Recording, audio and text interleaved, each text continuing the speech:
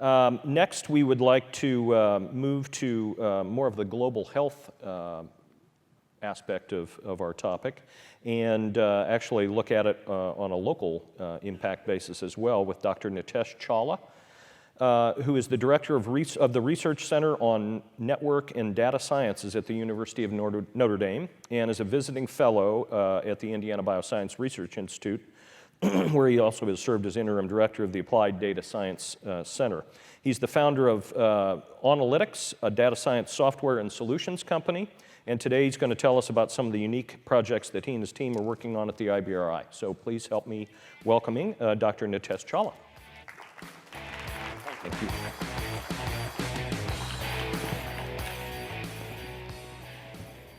you. Good morning.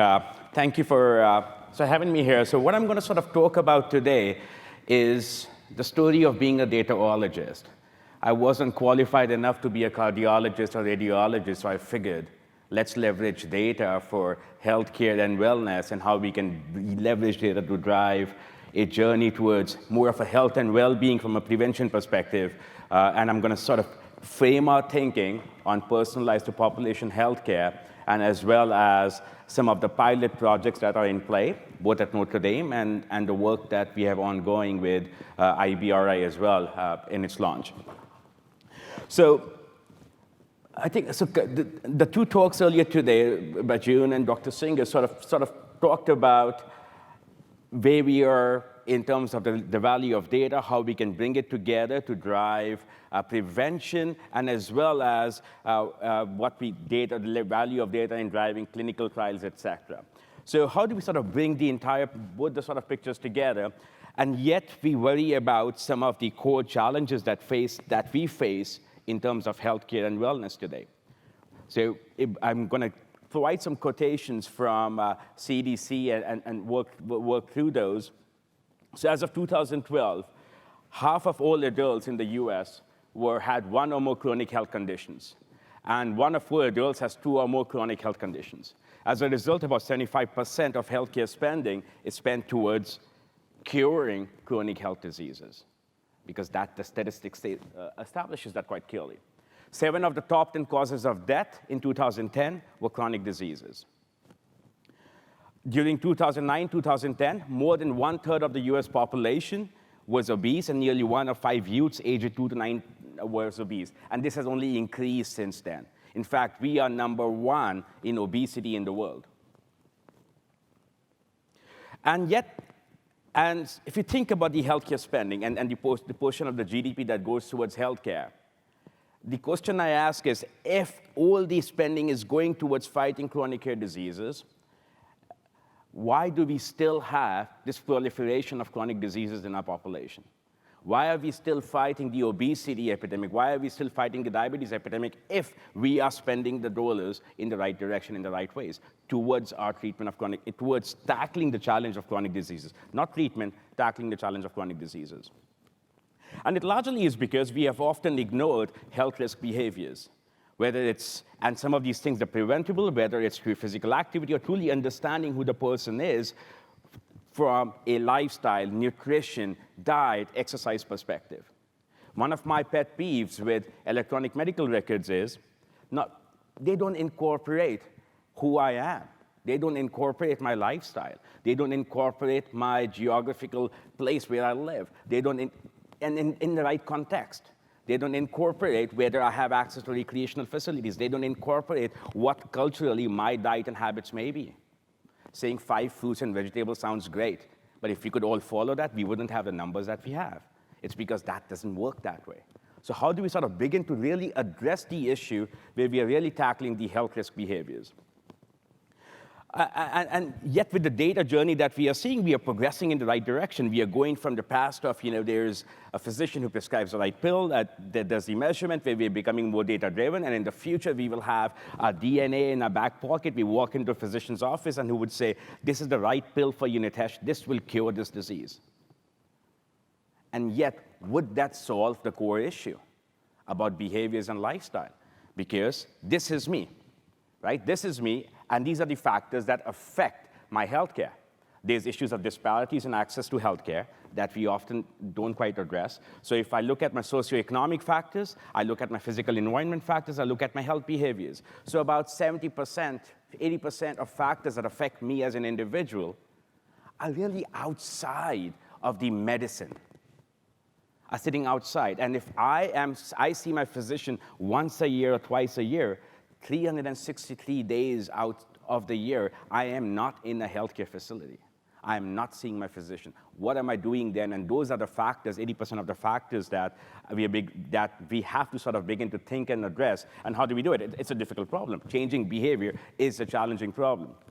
And this sort of has been the vision, the mission of our research program for the last several years is how do we begin to understand an individual, personalize, engage to an individual, and incorporate all these data streams that go from a population, from a personal to a population health level basis. So the first question that we asked is, in my group, as we said, okay, let's begin with a very simple question. If I walk into my physician's office, other than getting a diagnosis for my disease, could I get an answer? Could I walk out with knowing what are my risks as my initial wellness assessment? Not just what am I sick of, what are my risks, which incorporates data from a variety of data streams. And then the second question that we are interested in answering is, once we know what my risks are, what should I do about it? I love my fellow patients, but I don't care as much what they do. I want to know what I do about it, right? What should that I can manage, that I can fit into my lifestyle. And then the bigger challenge is, how do I sustain wellness? Right? If you ask a variety of HR programs as well, and they say, oh, we have these Weight Watchers and everything else, they're very successful. And you ask them why, they say, oh, the same people show up again because they were successful last year. But that doesn't determine success. We didn't sustain it. The results were short-lived. So how do I sustain it? How do I sort of begin that journey from what are my risks, what should I do, and then how should I sustain that impact, sustain that wellness? And if we can sort of begin to tackle these issues, we may begin to see a dent in the cost curve as well, where we will truly begin to go from the journey of prevention to treatment. We have made excellent innovations and advances in treatments and cures, but we are still lagging behind in how do we do from a prevention side of things. So to begin with, what are my risks and what should I do, which sort of brings the whole idea and the focus on patient empowerment, the patient-centered care, the PCORI initiatives that we are seeing where we focus on the individual instead of a disease. Instead of moving away from a disease-centered focus, let's move more towards a patient-centered focus where you look at the patient, look at the needs, look at the and address the concerns specific to the patient, and not just be a more disease-centered or disease-driven approach. And this is sort of a movement which we have seen in the last few years, which has led to a plethora of wellness-related apps and discussions and things like that, and yet we are still sort of figuring out what sticks, what are the stickiness measures of this. And this idea isn't new, though. On focusing on the patient, Hippocrates 2,000 years ago said, it is far more important to know what person the disease has than what disease the person has. So it's been there in the mix for 2000. But hey, we are now really addressing it as a community of life sciences and healthcare researchers to see how do we begin to focus on the individual and understanding that individual right from the socioeconomic status to the disease condition, to the disease state, understanding the progression of the disease state as such, and figuring out what may be addressed. Because a couple of years ago on NPR, I was listening to a story about prevention and patient-centered care, et cetera, and there was one very interesting anecdote in that story where an individual leaves a physician's clinic. The individual is prescribed an antibiotic, which is the right dose, the right antibiotic for the infection that individual had. However, the individual goes home, doesn't have refrigeration. Within 24 hours, the antibiotic is of no use to that person. It had to be refrigerated. There's no EMR that recorded that important piece of information. From a cure perspective, it was the right dose, the right medication. But from a use and efficacy perspective, it didn't work because there was no way to sort of sustain it for the 10-day dose, perhaps? How do we begin to address that is the fundamental question that we are interested in from a research program. So let's sort of go back to our journey of, as I said, what are my disease risks? What should I do? And how do I sustain it? So we said, let's ask the simple question first, if at all it's a simple question, is what are my disease risks? And by what I mean is, and something which prospective healthcare group at Duke University talks about as well, is determining individual risk of developing specific diseases so we can detect it at the earliest onset and prevent or intervene early enough to prevent maximum benefit. So individual risk, one. Second, at the earliest onset, and then we can come up with some prevention. So if we can detect it, only then we can answer, what should I do? Only then we can go on sustain and wellness. What's that moment of truth to say, this is, Nitesh, your disease risks when you walk into a physician's office? And similarities and shared experiences matter. On a daily basis, we leverage similarities. We leverage shared experiences on a daily basis on every experience that we may have. We go to Netflix. Netflix tells us, Nitesh, watch House of Cards because you love the other thing. And I do binge watching on House of Cards. Why? Because Netflix said so. Why does Netflix say so? Because millions of other people who like things like I do, and I just follow their recommendation. Blindly, I don't think. Netflix says this is what you should do, and I follow that like a good child of Netflix, right? Amazon says, buy these books, and we buy them. Buy this product, we buy them. iTunes says, you will like this music, and we listen to those recommendations because we know we are similar in many ways to others. We are similar in our tastes, in our behaviors, in what we may, if we like these things, we watch these things, we may also watch these things because others have done so. And that sort of created this online movement of recommendation systems, et cetera, which is driving every experience. Facebook does friend recommendation. Facebook does news recommendation. Twitter recommends things. Every day, somebody or the other is recommending us things online. I want to watch or buy something. I go get a recommendation, and I go buy and watch that, right? So why can we begin to leverage that in healthcare? If about 70, 80% of our factors are lifestyle behavior, socioeconomic related, we can drive similarities. If the manifestation of a disease is indicative of other underlying behaviors or a set of diseases, can those be representative of things that we can drive similarities on to do this? So what we are imagining is, just like Netflix.com, imagine a disease.com that says, welcome, Nitesh. Today, these are the diseases you would enjoy. Would you like them? Right? Of course, I wouldn't be recommending diseases, but that's the idea. Can we pool in data anonymously? I don't care who are the millions of people that Netflix is using to recommend something. I have never met them. I don't care to meet them, as long as the recommendations work for me.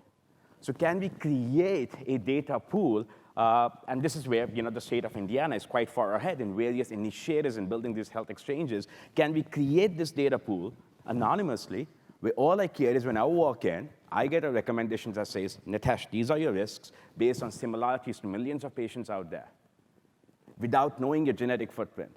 Because we do know there's a significant portion of you that's socioeconomic, health lifestyle, behavior driven. And that's sort of the system that we developed. It sort of addresses that is what we call CARE, Collaborative Assessment and Recommendation Engine. We have been working on it for several years now. A couple of student PhDs have gone on it.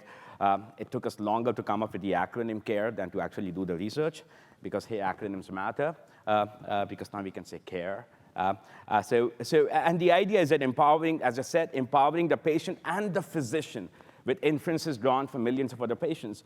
June Verso was talking about rare disease patients, et cetera, when the population is so sparse. And oftentimes with rare diseases, what we find is, and we're working on that as well, is the families of those children have vast stores of information and data than any physician has. A lot of physicians may not even have seen that condition because it's rare. So how do we begin to pool, and those families are willing to share that information? Because within a physician office, there may be a 13-minute observation of the child where the child may not show the behaviors which may be representative of the underlying symptoms. But that happens at home, perhaps. So the parents create these journals and binders of information, and they want to share. So how do we bring all of this kind of power of data in to address this issue? So the way we sort of went about building this this disease prediction system, what are my risks was fairly, I won't go through we have many papers on it, I wouldn't go through the details of it, but sort of, intuitively, the way it works is I walk in, that's my individual medical history. There's other patients' medical histories out there. I do a comparison to those. I compute similarities. We do collaborative filtering the same way that Netflix or Amazon or iTunes might be doing. But this is way more challenging, and I'll tell you a few reasons why.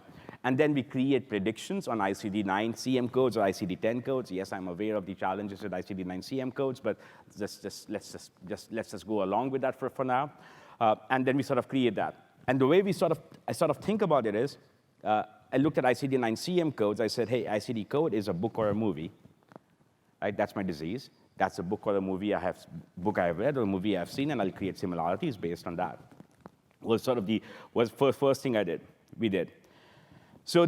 But the challenge is why it's more challenging than a movie recommendation system or a book recommendation system that Netflix, Amazon are maybe using, is number one, in the electronic medical records, I have an ICD-9 CM code or ICD-10 code if I was diagnosed with a disease and it was sent for claim as well, right? What if I went to a physician and the physician did a test and did not diagnose me with a disease?